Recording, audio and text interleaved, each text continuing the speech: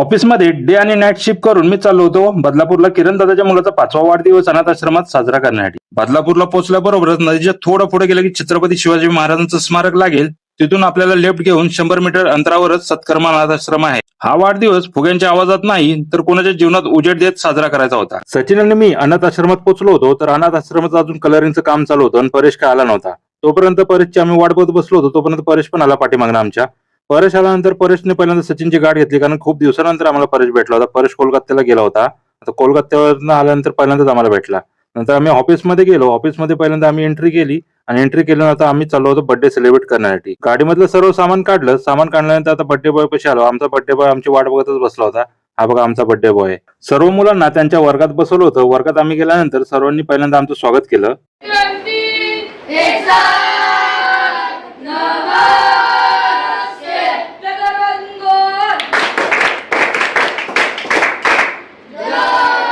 आता स्वागत करून झाल्यानंतर एक एक मुलांनी आपलं नाव आणि आपला ऍड्रेस सांगून आपली ओळख पटवून दिली. नमस्कार, माझे नाव प्रशांत विकास जोडणे, इयत्ता 6वी, शाळेचं नाव शिष्य विद्या मंदिर, सत्कर्म आश्रमात आलेलो नमस्कार, माझे नाव विद्या नाटक, इयत्ता 6वी, शाळेचं नाव शिष्य विद्या मंदिर, राज्य सत्कर्म आश्रम. सर्वांची ओळख पटल्यानंतर आम्ही पहिल्यांदा केक कट करून घेतला.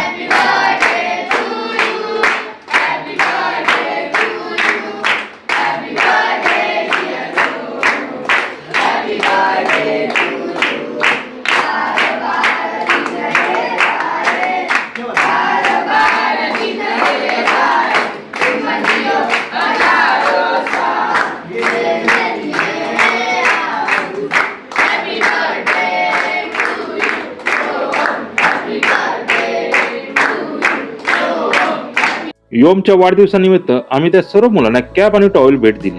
साधीशी भेट पण त्यांच्या चेहऱ्यावर उमटलेलं ते हसू खरा वाढदिवस तिथंच उजळून निघाला. वाढदिवस म्हणजे हॉटेल, केक, सजावट, फोटोशूट, पण कधी कधी थोडं बाहेर पडून बघायला हवं. आपल्या एका छोट्याशा कृतीने कोणाचं तरी आयुष्य बदलतं.